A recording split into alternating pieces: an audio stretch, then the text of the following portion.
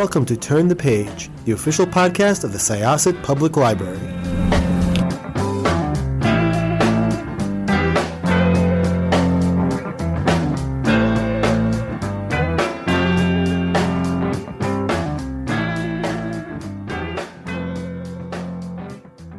Hi, this is Syosset Library's Turn the Page podcast, and I'm Jessikah. I am one of your librarian hosts. My co-host today is Nathalie. I'm one of the librarians here at the library as well. Hi.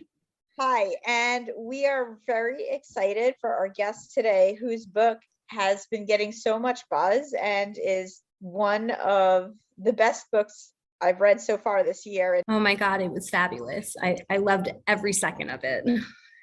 Hello, Jessikah, Nathalie, and hello to everyone listening. Jessikah, Nathalie, you're going to make me cry here. I'm just so pleased that you enjoyed the book so much. And it is my debut novel. It is called The Maid, and it features Molly, who is a socially awkward hotel room maid whose world gets turned upside down when she stumbles across an infamous guest who's very, very dead in his hotel room bed. And I think this is a book about what it means to be the same as everyone else and yet entirely different. And it might be a little bit unusual as a whodunit because the mystery can only be solved through a connection to community and to the human heart. So I loved all the characters. I particularly really loved reading about Molly and reading her perspective of things. It's just so interesting. And yet you invoked like her feelings, but then like everyone else's feelings and how they viewed her and how she viewed herself. And it was just so incredible. So my question is, how did you come up with this character? Like, did you have anyone else in mind, or like what inspired you to write this really unique character? Well, I didn't plan on writing this debut novel. I work in the book industry. I'm an editor myself, and so I work with a lot of authors. But this is what happened. About 2 or 3 years ago, I was in London, and I was there for the London Book Fair, which happens every year. And I was staying at a London area hotel, and I left to go to a meeting, and I came back to my hotel, opened the door, and completely startled the roommate who was cleaning it. And I remember her sort of stepping back into a shadowy corner. And this is truly the embarrassing part.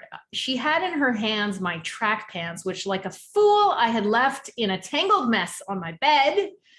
And I looked at her in that moment and I thought to myself, my goodness, it is such an intimate and invisible job to be a roommate. Here's this woman who'd been cleaning my room diligently every single day, and she knew so much about me, but I knew nothing about her.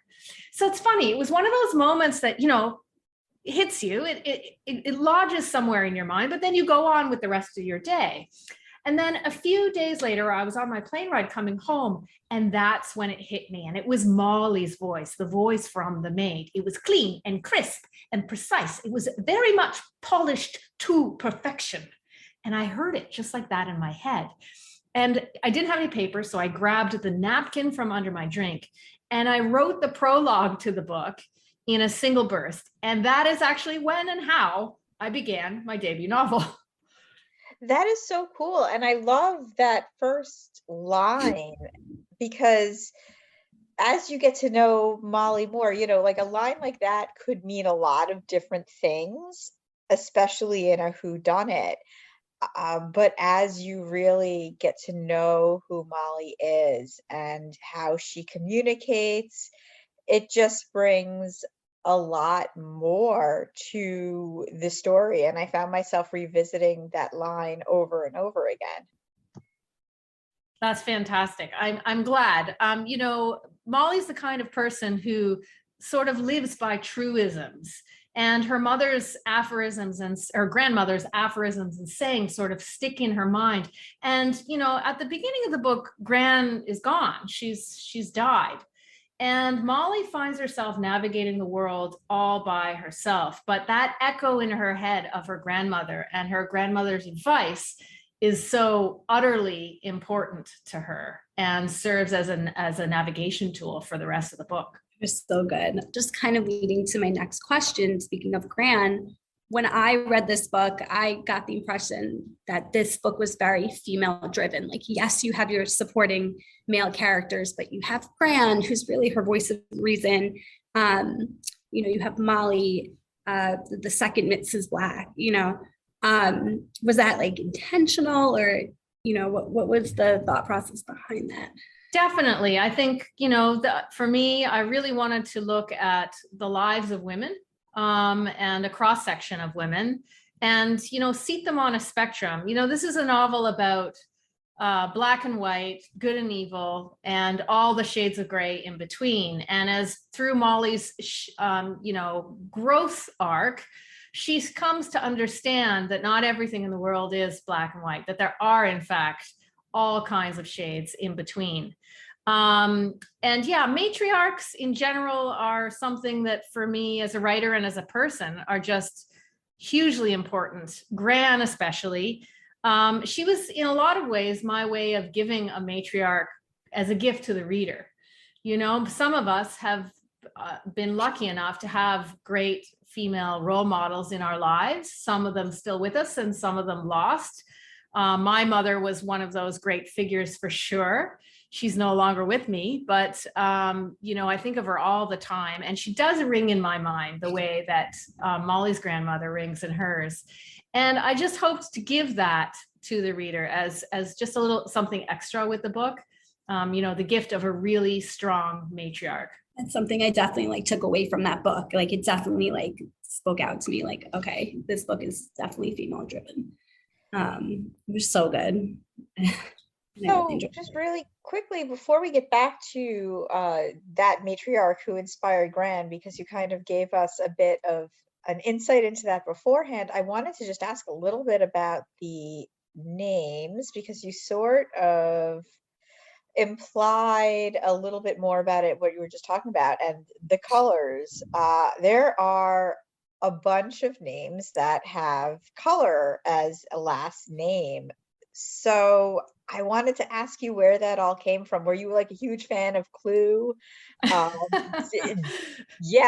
talk a little bit about that. Sure. So, in the mood board for this book, in my mind, a few things came together. And, one of them was the great master of mystery, Agatha Christie, and all of her incredible novels.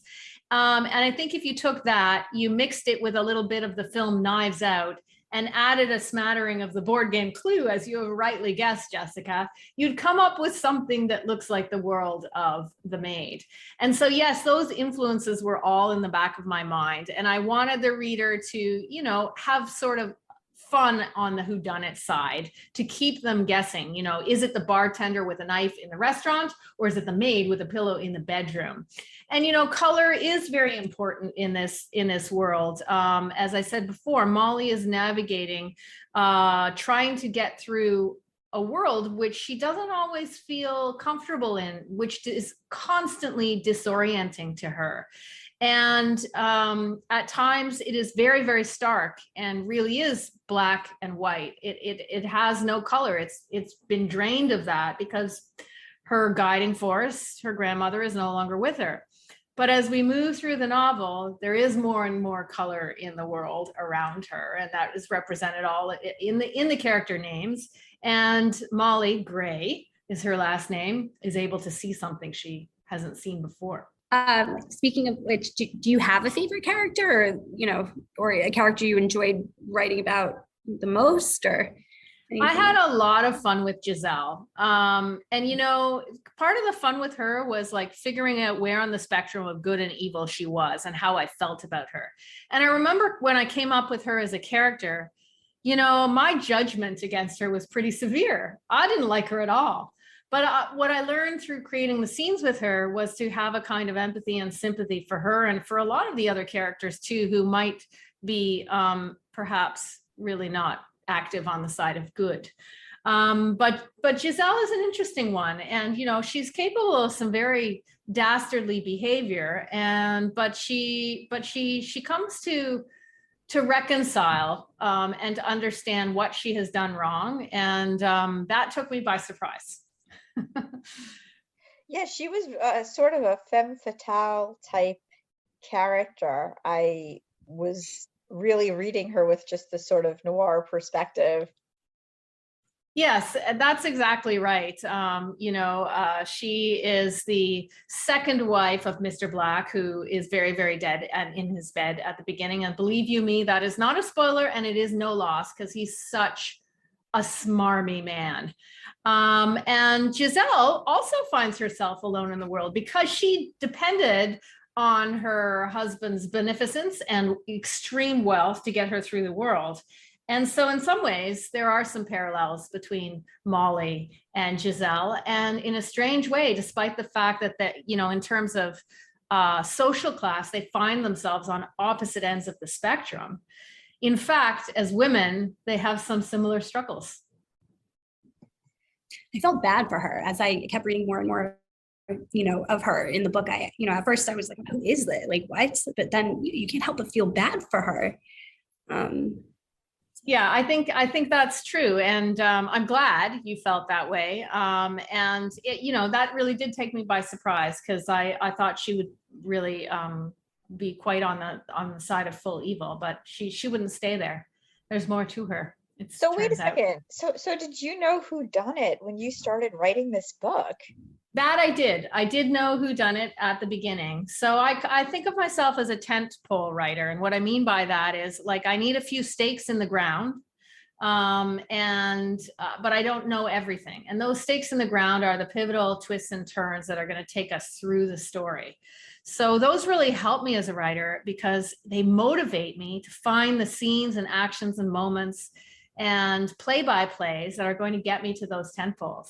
So yes, most of the big twists that happen in the second half, I knew from the outset, but what I didn't know was how the heck I was going to make them work. And it was that discovery process that kept me writing very, very early in the morning and excited to return to the page. Were there last minute characters that you added, or you had this plan from the get? Not really. I think most of them actually materialized quite quickly. Their names may have changed, or some of their characteristics might have evolved, as I've suggested. But actually, most of them were on the page from the very beginning. I'm thinking back to one piece of paper that I had where I had a blank sheet of paper and I just sort of drew a bubble map of all the characters. And their names have changed so much, but their functions were always clear to me from the beginning. They were just all really good. I mean, I really loved just how rich this whole world of a hotel was and how every character was just so well written and layered. It was awesome. Thank you. The Regency Grand Hotel, which is the main setting of the book, is this 5-star boutique hotel that prides itself on sophistication and elegance.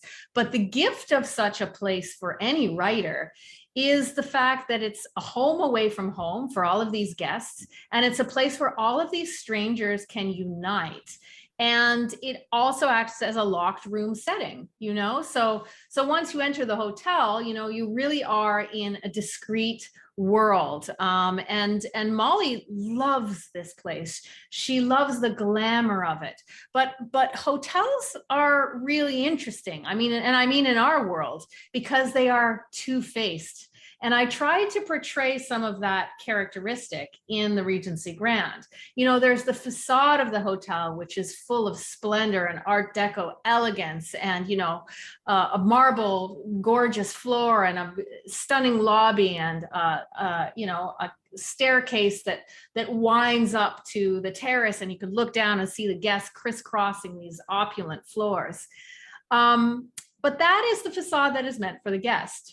And Molly and her cohorts who work in the hotel see another face of the hotel entirely. And there's this creation of an upstairs, downstairs reality that exists in hotels. The workers are toiling away to create the illusion for the guests.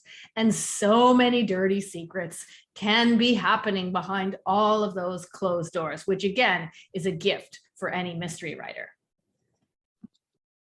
Not everyone in the book was particularly innocent, just like the hotel, right? Like just like the hotel where you have this facade that it's beautiful and grand, but when you take a look at the characters, there's so much depth to it, which was so interesting when reading it.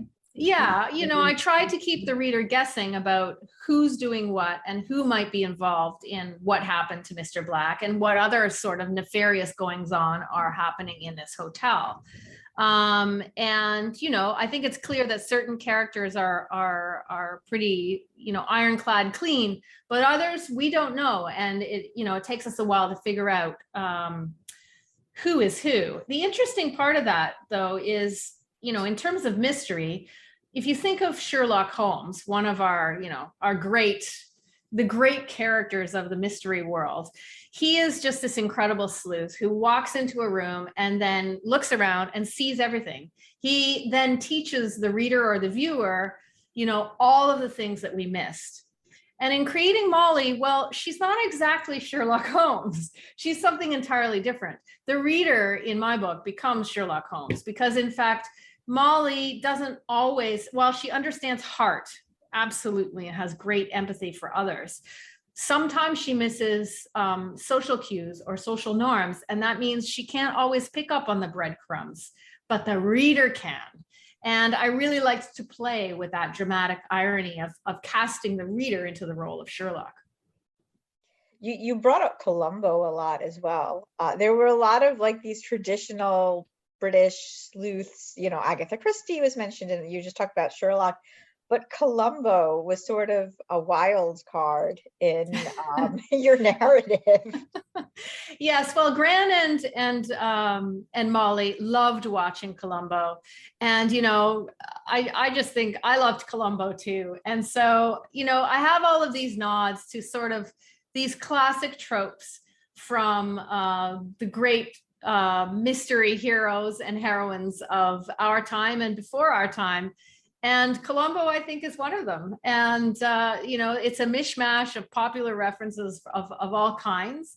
But Colombo was definitely one that I enjoyed sneaking in there. So will we see any more of Molly? Will there be a sequel, or what's the next plan? That is a good question. I think it is possible, but I don't know yet. I'm still trying to figure out what I'm going to write next, whether it's going to be entirely different or whether Molly may appear again. What I can say is that Universal Pictures have optioned the book, which is incredibly exciting. And Florence Pugh, the Academy Award nominee for Little Women, and he was in Black Widow and Midsummer and many, many other incredible movies, is set to star as Molly the Maid. So excited. I read know. that before this interview, and I got so excited. I know. I've known for some time, but believe you me, I wake up every morning sort of pinching myself. She is the dream. She's the dream casting for this role. She makes the most unusual choices on screen, and I cannot wait to see what she comes up with.